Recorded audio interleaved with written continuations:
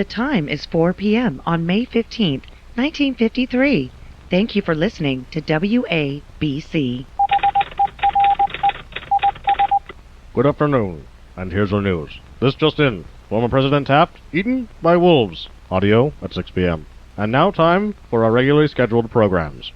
Say, kids, do you like hearing tales of Captain America punching that dastardly do-wrong Adolf Hitler square in the kisser? Yeah!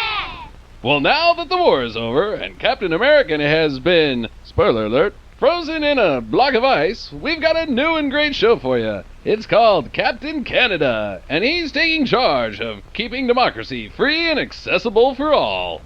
So great to be a part of the Western world. What with our advanced system of highways, our thriving industry, and the fact that our good neighbors have the power to destroy the world with nuclear weapons, eh? Smell that freedom. What say you, Jacques Pierre, my faithful sidekick and Wonder Boy? Crêpe Suzette! We've got an incoming transmission from Canadian Secret Headquarters in Toronto. It seems freedom has been interrupted by nefarious Joe Stalin and his right-hand man, the Red Scare. Come, Jacques. Let's show them what being a bilingual country split in half by different cultures, with a puppet government that's still under the thumb of British monarchy, all while being perceived as a clone of the more powerful and wealthy Americans is really all about. Finally, bro, we have French Canada at our mercy. Let us stand over it and gloat like madmen for a moment, bro. Da, bro, it is good to be communist dictator with power of great purging of enemies. Friends too, bro. Come, let us fire up the gulag ray before our tracksuits get itchy, bro. Stop right there. Commie villains. It is I, Captain Canada, and with me as always, Jacques Pierre. Sacre bleu to you! You're too late, capitalist pig dogs. Red Scare, enact plan Molotov bad time, bro.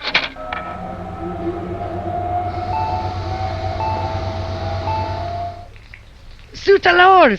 It's a vat of burning vodka! Mon Capitan, we've got just 30 seconds to escape! Will our heroes ever escape? Will freedom prevail?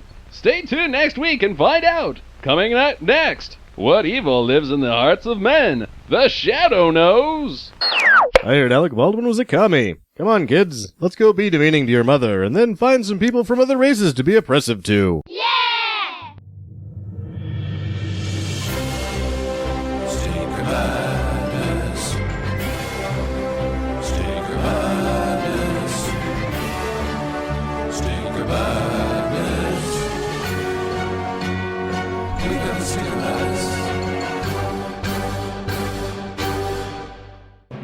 Hello and welcome to Stinker Madness. This week, we get ready for 1990's Captain America. Woohoo! Is Captain America good looking in this one? Probably not. That is the voice He of is. Jackie. That is also the voice of Sam. And That's I am also your the host, voice- Justin. Wait, what? Well, Jackie. Who's who? You kind of snuck in there, so I had to cram it in there. Yeah, I got Sam and Jackie here with me. I'm your host, Justin. This is the podcast for bad movie lovers by bad movie lovers. So, yeah. How are you guys? I'm stoked. I can't wait to watch this movie. So you think Captain America is good looking, Sam? 1990's Captain America. He's played by a dreamboat. Uh-oh. Like Mark Singer? No, a guy that was supposed to be. We'll talk about it later. Matt Salinger. Ooh. He was the, His name sounds familiar. Or he's is that the- like Dr. Salinger? He's the hunky bad guy in Revenge of the Nerds. But we'll talk about that later. All right. Well, you're the only person that's seen this movie, so there you go. Well, let's get right into the meat and potatoes of the episode. Right now, we've got some streaming do's and don'ts. Starting off with a Netflix movie. It's quite a popular movie. It's called The Core with Hilary Swank and Delroy Lindo. Not And Journey to the Center of the Earth. Aaron Eckhart and that other guy who's always a dickhead in every movie, but whatever. I can't believe you dickheads watched it without me. It's a don't. It sucks. Oh, I bet. No, it's not even worth bothering. It's fucking dumb. It is. If you want to see a movie that's just like, we've got the worst science of all time, it may have worse science than Armageddon. I kid you not. I would expect it to have worse science than Armageddon, to be perfectly honest. It's terrible. Delroy. Yeah, it sucks. Jackie, you want to back me up on this? Yeah, I already said it was a don't. It's just the only thing that I really enjoyed about it was the quartz cave or the quartz layer of the Earth. Which was one of the scientific impossibilities of the movie. Right, because it looked cool. And then other than that, did not give a fuck. Yeah, it sucks. It was a flop when it came out. It's a flop today. Don't waste your time revisiting it. Moving on to Scorcher with Mark Dacascos Mark Dacascos. and John Rhys-Davies. Does John Rhys-Davies die? No. Oh, it's not eligible for the Brimley then. Yeah, it's one of those hot movies. Oh, it's so hot outside. Oh, the earth must be melting movies. I think I watched this by myself, or did you polish this off with me? I did not watch this. Yeah, it also sucked. It was a nice attempt after last week's DNA with Mark Dacascos, and this one stunk on ice. It was all about him, like, saving his daughter. Oh, my daughter's trapped in the car, and it's getting hot outside, and I gotta get into L.A. to save her, instead of saving the fucking planet. I think that with the Dacascos, you're not rolling the dice. You're flipping a coin.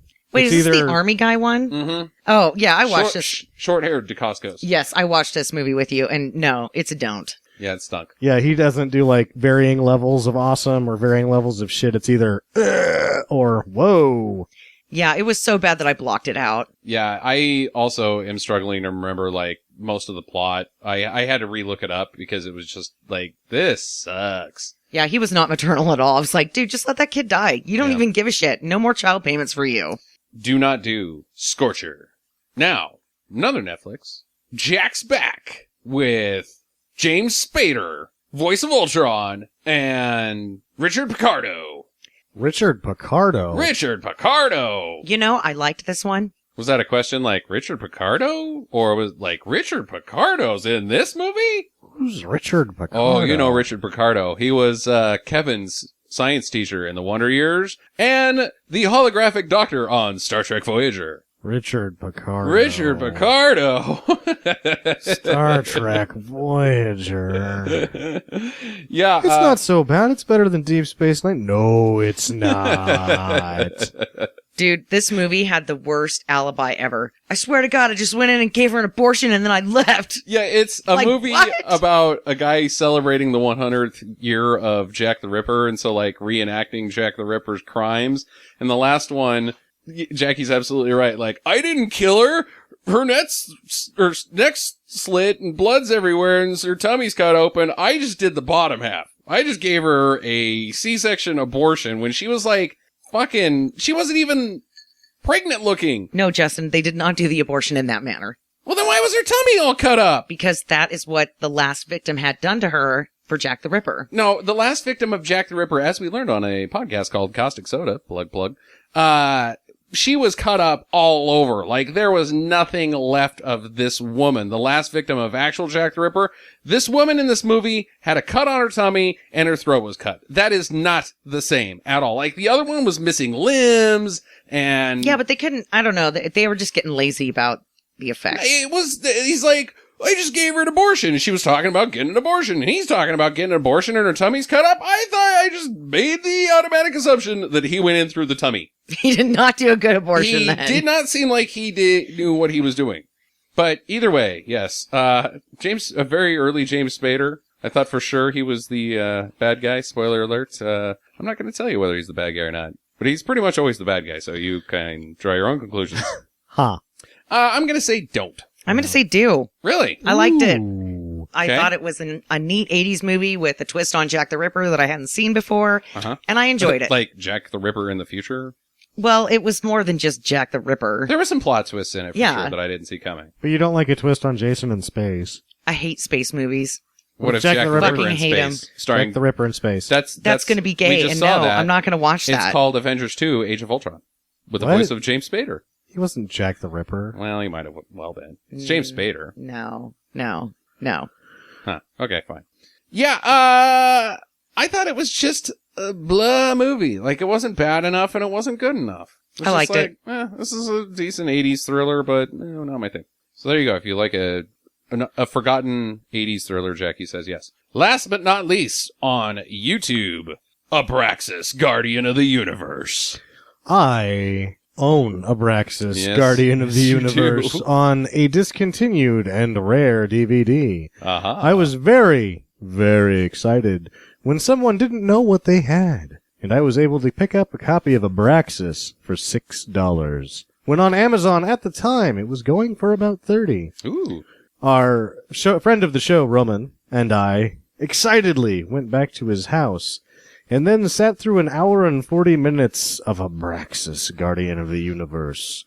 Do not make the same mistake I did. That movie is boring as fuck. Jackie and I wanted to start it over. We wanted to loop Abraxas. Really? Dude, loved We it. loved Abraxas. I hated Abraxas. It's one of the worst movies I've ever seen. I think that the It's end hilarious. warehouse with the fucking invisible wall bullshit at the end, Yeah. that is really funny, but it had lost me I so thought it was hard by funny that throughout point. the whole thing. Jesse Ventura is so bad. He can't say Abraxas. He can't say a line. He's like, Abraxas. What? And the other guy's name was Secundus, so he was double fucked. Yeah. I gotta find Secundus. And we penciled it in because Jesse Ventura in this movie does not have a hairpiece. He is quite bald. And then he's got a rat tail on top of it. He looks bad. He looks super bad. Yeah, I was really surprised that he took his shirt off. I mean, it didn't look bad, but man, his boobies were starting to He sag. wasn't the body anymore. No. No, You know no. who he was? Kevin from The Office. Oh. Oh yeah, he talked real slow and kind of weird. And it was like, okay. This is a good party. I got 6 phone numbers. Yeah. One more and I'll He have was. a whole number. It's so weird. And you see him now as, like, former governor of Minnesota bitching about stuff in a chair, and he's let his skullet get long, and he's old Kevin from The Office. Yeah. And it's like, that's the first taste of actual Ventura, is Abraxas. Yep. Yeah, I Do it. absolutely loved it. It is a terrible, terrible movie. Like, wow, bad. Horrible story, horrible acting, horrible special effects, horrible editing. Like, I noticed it's shot in Ontario because there's fucking snow everywhere. There is people slipping and sliding all over Oh, the yeah. place. I saw 4 people eat shit Yeah, on that's ice funny. I with, forgot about that. with cuts so that you don't see them actually go down, but you just Yeah. see the start of them going whoop, whoop, Whoop, whoop, whoop, whoop. whoop. I saw 3 cars crash Oh, yeah. with the same exact thing. Like, that car's coming in hot. It's going to hit that snowbank. They're not cut, going to make that and corner. and then they pan back to the car, and the hood of it is just covered in snow. Well, at least the driver's side's going to hit that dumpster. I absolutely give 2 thumbs up Oh, to really? Abraxas Guardian of the I Universe. must have to watch it again, but I still fervently did not like it the first If- time I watched it. If you want to have a riffable movie, this isn't one where you sit there and go, wow, this is amazing. This is one that you have 4 friends with, and you cut this thing to fucking ribbons. It's terrible. It's one of the movies that, like, there's a number of science fiction movies, and I'm going to go even as far to say that Ed Wood and Plan 9 from Outer Space, I would have it's like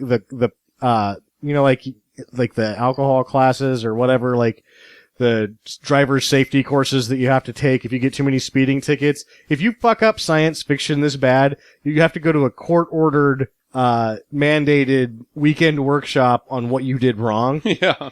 And the writer and the director of this film would be there. Who is the And same Ed guy? Wood, No, it's the yeah. same guy. Damien Lee. Yeah. Totally whiz out, was the producer, Yeah, acted in it, wrote it and directed it. Yeah, he would be in that workshop. I would let Ed Wood off the hook. I'd be like, no, you're fine. Mhm. You're fine. This guy here, though, he needs to go to the weekend workshop Yes.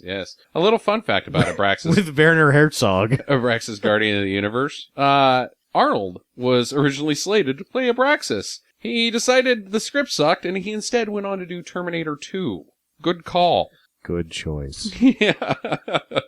Still watch Abraxas. It's great. That's foreshadowing Indeed. for the boring bullshit, actually. Oh, hey, how about that?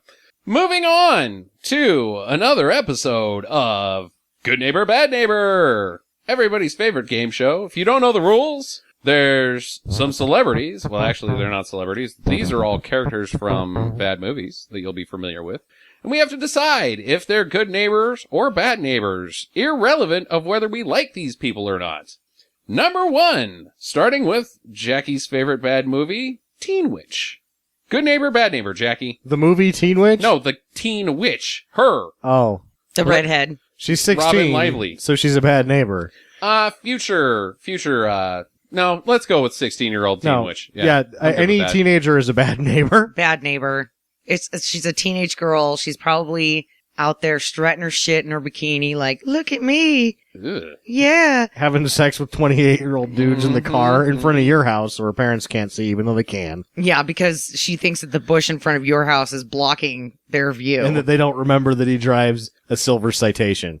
That's true. And we also determined in the Teen Witch episode that we figured out that she was pure evil. Yeah, all that, you're going to get a lot of spillover witchcraft bullshit in your yard all the time. I don't even know if you'd have spillover. It'd be like you might not mow your yard one day or something, like your dog barks too loud and she turns it into a fucking alligator and it eats you. All right, Teen Witch parents, this is the third time this month the fence went into some fucking orb of mystery. I've fucking had it. You're fixing the fence, and you're fixing the fence by fucking Sunday. And then you are turned into a toad monster. And you're like, fuck. Yeah.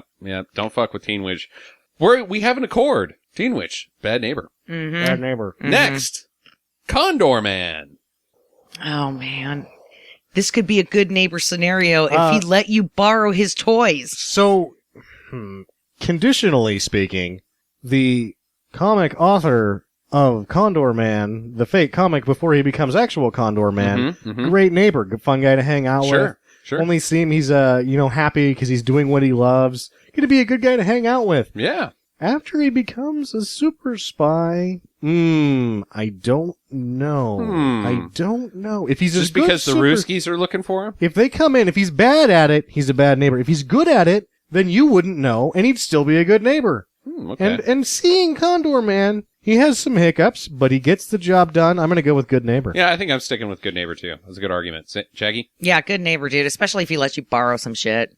Yeah, his car. Yeah. That's probably not going to happen. Or Natalia. He gets some. Yeah, I bet he gets a bunch of good comped booze. Splits it with you. Oh, yeah, dude. His barbecues are probably infamous for one too many conga lines. And he has a really good view from his balcony, so if you were like on the interior of that, you could just go hang out on his balcony with him. And every time he threw a party, he would get up on the tallest building in town, and then the theme music would start, and then he would fly to his own party. Because he's fucking Condorman. If you let you drive the car, oh.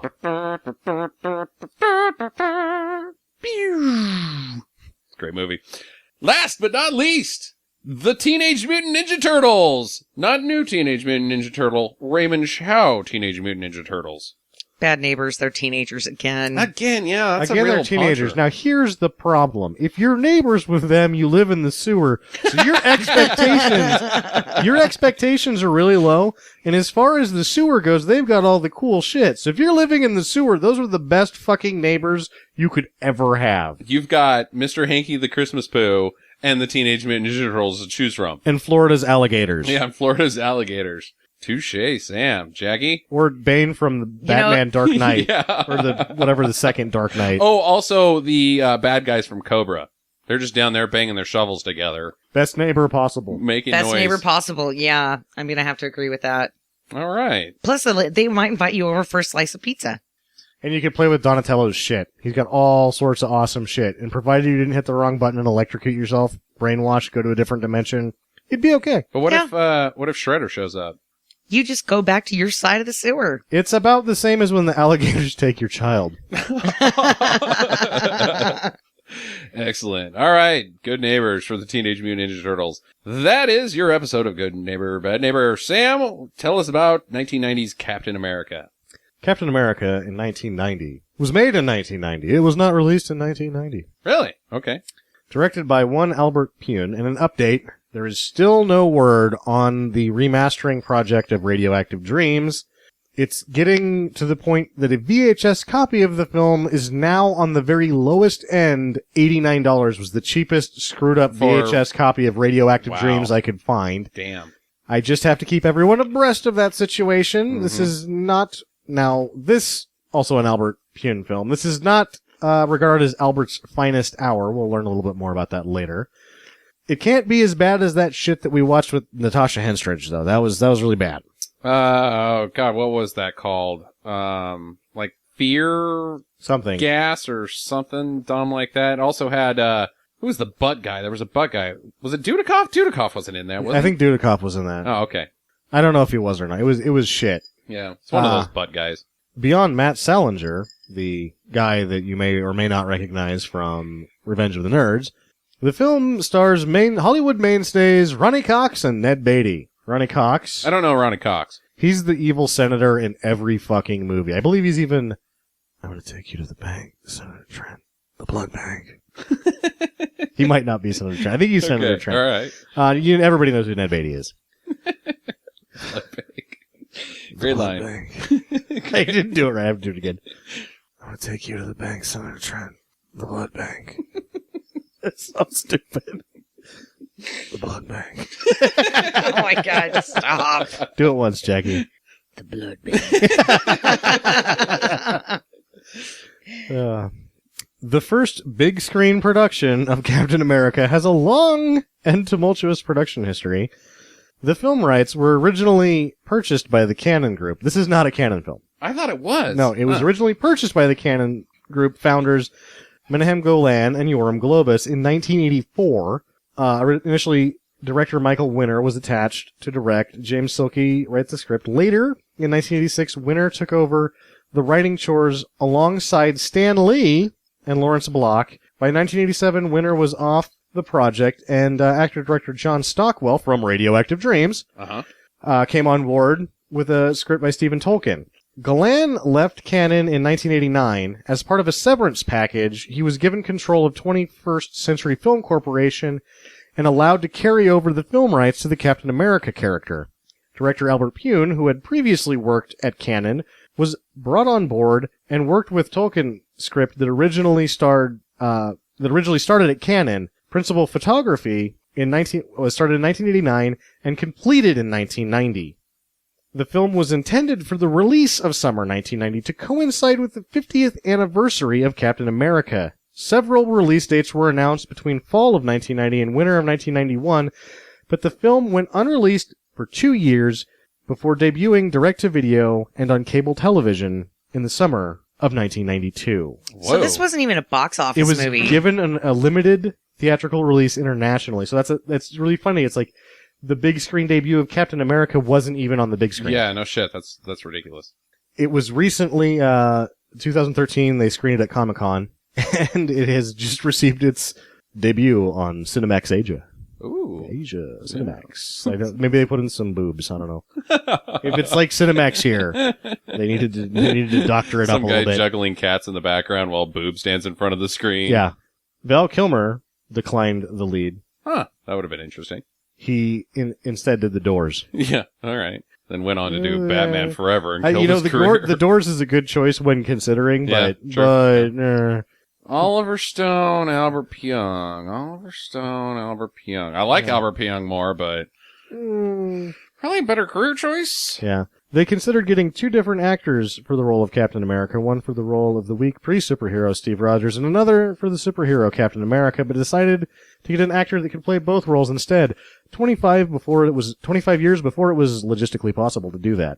They should have gotten a very skinny and wimpy 11-year-old me to play Captain Steve Rogers. And then just pumped you full of fucking steroids. Yeah. With how long it took to release the movie, it would have worked. Yeah, probably. Pyun claims that there were several occasions during production that the bank account balance was 0 or in the negative. During production, they had to halt because they didn't have any money. Right. On several occasions. In this movie, Captain America has the same parents as Ralphie from The Christmas Story. Yeah. About Yeah. Yeah! I'm gonna shoot his eye out. Darren McGavin. Those goddamn hounds! Before this movie was introduced, Marvel Comics head honcho Stan Lee insisted that it was good. He wrote, in quotations, director Albert Pyun did it so well and so excitingly that everyone in the audience at the screening kept clamoring for more. And that was his excuse as to why the film got scheduled for a reshoot. Ah. Yeah, it's so good we have to do it again. Excelsior! Yes. Do you have any money? He won the no prize that time. More before Matt Salinger was given the part. And a couple of other guys that were offered the role. Both Dolph Lundgren and Arnold Schwarzenegger were up for Captain America. Damn. However, Arnold's accent lost him the part. Oh, duh. That wouldn't have worked at all. Yeah, and Lundgren was busy filming The Punisher, which also worked out poorly. Yeah. The original mask had holes that allowed Matt Salinger's ears to be seen, but this caused a lot of chafing and some real health problems, so they put plastic ears on it. Why do they even have ears? No. He's got rubber ears? Yeah. Oh, good God. In an interview with Retro Junk, Ronnie Cox said, Captain America remains to this day the finest script I have ever read. How those guys messed that film up, I will never know. Nice. And setting that bar high. yeah, so here's my keep an eye out. Not for any particular actors. This is a fun one. Keep an eye out for when Matt Salinger wears the mask, it smashes his nose, and he just looks a lot like Peyton Manning. And that is the boring bullshit. Well, there you go. Well, we're super excited. I have not seen this. Jackie has not seen this. Jackie's a huge Captain America fan. Yes, I love the cap. I hope it doesn't ruin it for you. I really liked this movie a lot when I was like 13 or something. I recently heard from the at Bad Movie Sunday guys from Down Under, shout out, that this should have been part of our in action. I remember quadrility. Would have made it a quadrility. What I remember about this movie is that it just takes so long to develop that by the time he gets a mission, it's just like, you think the movie's basically starting. His warm-up mission is the climax of the film. Oh, no. Yes. Yeah. Yeah. Well, it's a good thing that I went and saw the new Avengers this week, so that I got my real Captain fix, and now I can watch this other Captain. And I think that the film was so poorly received that even though, like, it said that it got a cable release after the direct-to-video thing, like, after it went on cable, like, the next week, because at that time I was living in California, and KCOP got it for their afternoon movie. That's how easy it was to get a hold of for broadcast. Yeah. Is it like the week after it was released, my mom was like, well, Captain America's going to be on. We got to get here. And my brother and I thought it was fucking amazing because it was like a new movie on KCOP with limited commercial interruptions. Just Cal Worthington and his dog Spot, which I think was a tiger or an elephant at that point. Fascinating. Well, speaking of easy to access, the movie is currently streaming on YouTube. Just search Captain America 1990 full movie and you will find it, but also we will probably have that at the bottom of our website for this episode. So make sure you watch the movie and then follow it up with our review that will be released on Monday. And be sure to listen for my personal review of the good looks of this Captain America. Since I have not seen this movie, I will be putting my 2 cents in about costumes and looks. I think Salinger looks like Steve Rogers. I think he does. That's not helpful. Steve Rogers, like, first-time Steve Rogers is a little shrimpy guy. I think that he looks like Captain America. Well, we'll see. We'll see. And I'm withholding judgment. In the meantime, get to the chopper! Or the little bike. It's red, white, and blue. Thank you for listening to Stinker Madness. If this is your first time, we hope you enjoyed it, and we'll come back to listen more. But now, we'd like to ask all of our listeners for a small favor. We aren't ranking as high as we'd like, and we need your help. Would you please take just a couple of minutes to rate and review us on your preferred listening platform, be it iTunes, Stitcher, or wherever else you can. It takes many hours each week to bring you this show, and just a couple seconds of your time is a huge help for us. And for those of you that have already done this, we say thank you.